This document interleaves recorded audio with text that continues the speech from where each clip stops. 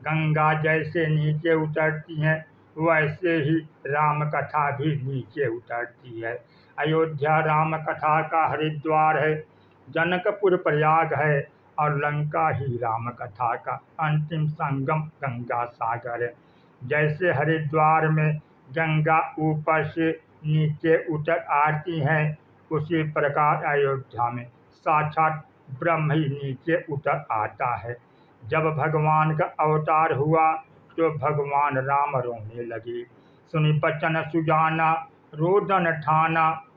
जब कोई व्यक्ति रोता है तब उसके अपने जन उसके प्रति दुख प्रकट करने की कोशिश करते हैं।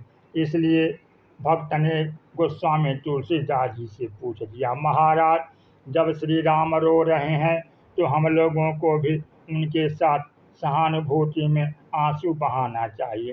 गोस्वामी जी कहते हैं, बिल्कुल नहीं, ऐसी भूल कभी मत करना।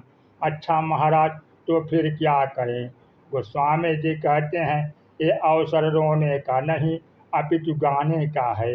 यह चरित जे गावहीं, क्योंकि संसार में साधारण बालक का जन्म होने पर जब बालक रोता है तब लोग गाते हैं, और इस समय तो साक्षात ब्रह्म ही आंसू पोंछने के लिए जन्म लेकर नीचे उतर आया है।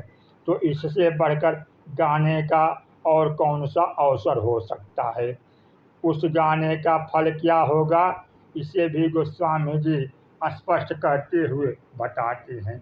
जैसे किसी पद पर आसीन व्यक्ति के पद से नृत्य हो जाने पर उस पद पर कोई और व्यक्ति बैठ जाता है, इसी प्रकार आज जब हरि महोदय नर बन गए तो हरिपद खाली हो गया। इसलिए चलो हम लोग हरि बन जाएं, और हरि बनेंगे प्रभु के इस चरित्र का गायन करने से। यह चरित्र जे गावहीं, हरिपद पावहीं, ते न परहीं भवकूपा। भगवान ने अपने रुदन से संसार के लोगों को आनंद प्राप्त करने का निमंत्रण दिया, क्योंकि जब तक प्रभु मुस्कुरा रहे थे तब तक तो केवल कौशल्या जी ही सामने थी, पर जब रोने लगे तो इतना आनंद बढ़ा कि सुनि शिशुरुदन परम प्रिय बानी, संभ्रम चली आई सब रानी। हर्ष जहत धाई दासी, बालक का रोना इतनी दूर तक फैला कि महाराज दशरथ ने भी सुन लिया। दशरथ पुत्र सुन मुझनि, दशरथ पुत्र जन्म सुनि काना, मानहु परमा नंदन समाना। परम पेय मन पुलक शरीरा, चाहत उठन करत मत धीरा। जाकर नाम सुनत शुभ होई, मोरे गृह आवा प्रभु सोई। मंगल भवन या मंगल हारी, रहो सो दशरथ अजिर बिहारी। और पहली आज्ञा महाराज दशरथ ने दी, खुशी से बाजे बजाओ। परमानंद पूरी मन राजा, कहा बोला बजावहूँ बाजा। जब ब्रह्म अपने दिव्य धाम को छोड़कर मृतलोक में आ जाए, जीव के लोक में आ जाए, तो इससे बढ़कर आनंद का कोई अवसर नहीं है। और महाराज श्री दशरथ आनंद में डूब जाते हैं। ब्रह्म साकेत से अयोध्या में आ गया, मानो इस रूप में अयोध्या में हरिद्वार की सृष्टि हुई। और जिस प्रकार प्रयागराज में तीनों नदियों का संगम होता है, गंगा जमुना सरस्वती, उसी प्रकार जहाँ ज्ञान भक्ति तथा वैराग्य का मिलन हो रहा है वह स्थल है मिथिला। और सबसे अंत में गंगा सागर संगमे का दर्शन हुआ लंका में। प्रयाग और गंगा सागर की भी थोड़ी चर्चा कर ली जाए। भगवान राम अयोध्या तथा जनकपुर में ही नहीं बल्कि उससे आगे वे प्रसन्नतापूर्वक वन की ओर बढ़ते जा रहे हैं। प्रभु का अभिप्राय है कि मेरा तो अवतार हुआ है, इसलिए नीचे ही उतरते जाना है। पहले प्रभु उतरकर अयोध्या तथा मिथिला में आए, और ये दोनों ही नगर है। इस प्रकार पहले तो नगर वालों ने, नागरों ने भगवान को पाया, पर जब प्रभु अयोध्या से वनगमन के लिए चले तो सबसे पहले भगवान को केवट ने पाया। भगवान राम का अभिप्राय है कि केवल नगर में रहने वाले ही नागर मुझे प्राप्त करें और गंवार गांव में रहने वाले न पा सके, ऐसा नहीं हो सकता। भगवान राम से अयोध्या तथा जनकपुर में एक से एक श्रेष्ठ नागर मिलते हैं। महाराज जनक तो सर्वश्रेष्ठ नागर हैं और वे बड़ी ही दिव्य भाषा में भगवान से वार्तालाप कर लेते हैं, क्योंकि जनक जी के बारे में कहा जाता है, जासु ज्ञान रवि भव निशिनासा। राजा से जनक प्रभु से कहते हैं, राम करहु कहीं भांति प्रशंसा, मुनि महेश मन मानस हंसा। करहि जोग जोगी जहि लागी, कोहु मुह ममता मर त्यागी। व्यापक ब्रह्म अलख अविनाशी, चिदानंद निर्गुण गुण राशि। मन समेत जहि जान न बानी, सरक न सकहि सकल अनुमानी। महिमा निगम नेत कहीं कहीं, जो त्यों काल एक रस हैं। और स्तुति करते हुए कहते हैं, हो ही सहस दस सारद शेषा, करहि कलप कोटिक भरी लेखा। मोर भाग्य राउर गुण गाथा, कही न सिराहि सुनहु रघुनाथा। मैं कछु कहूँ एक बल मोरे, तुमरी झऊँ स्नेह सुठ थोरे। यह तो नागर जनक की भाषा है। और जरा गंवार गांव के गंवार की भाषा केवट की सुन लीजिए। गंगा किनारे भगवान खड़े हैं और केवट उनसे कहता है, मांगी नाम न केवट आना, कहें तुम्हारा मरम मैं जाना। नागर ने कहा, मन समेत जहि जान न बानी, सरक न सकहीं सकल अनुमानी।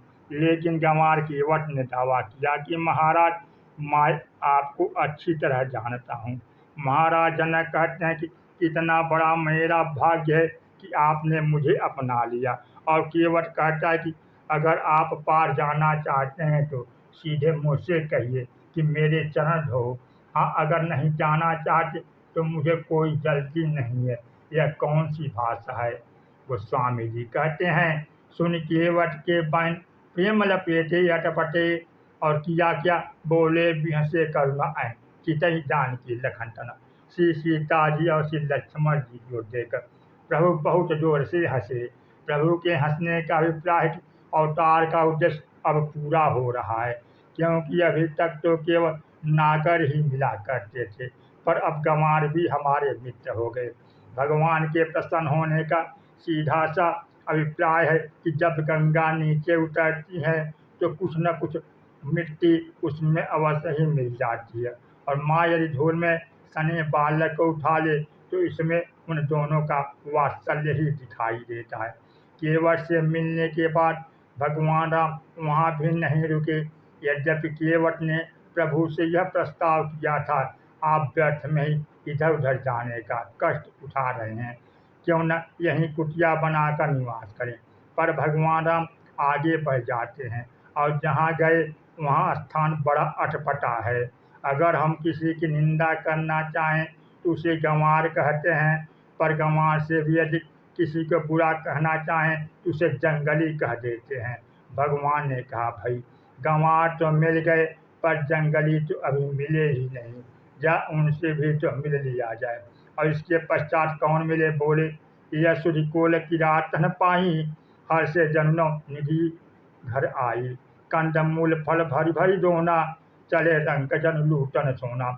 और जंगली लोगों ने तो प्रभु को ऐसा पाया कि जिसे देखकर अयोध्यावासी नर नारी अपने से ज्यादा धन जंगलियों को मानने लगे। नर नारी निद्रहित होनी सुनिकोल भिल्लनी की गिरा, तुलसी कृपा रघुवंश मनि की, लोह लय लौका तीरा। भगवान श्री राम नागरों को मिले, गंवारों को मिले, फिर जंगली लोगों को मिले, पर उन्हें अब भी संतोष नहीं है। इसलिए अत्रि जी से कहा, महाराज अब आज्ञा हो तो आगे जा। अत्रि जी ने जानना चाहा कि आगे जाने की क्या जरूरत है। भगवान राम ने कहा, महाराज जंगली तो मुझे मिल गए, पर अभी पशुओं का मिलना तो बाकी है। आगे चलकर अरण्य और किष्किंधा कांड में यही वर्णन आता है कि गिद्ध और वानरों ने भगवान को कैसे पाया। अब प्रभु को सबसे अधिक आनंद यह सोचकर आ रहा है कि वानर हमारे मित्र हैं और गिद्ध हमारे पिता हैं।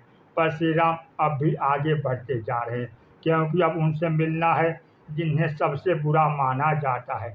यदि किसी को बुरा कहना हो तो उसे गंवार, उससे बुरा जंगली और उससे बुरा पशु कहते हैं। पर अगर घोर निंदा करनी हो तो कहें कि यह तो राक्षस है, राक्षस।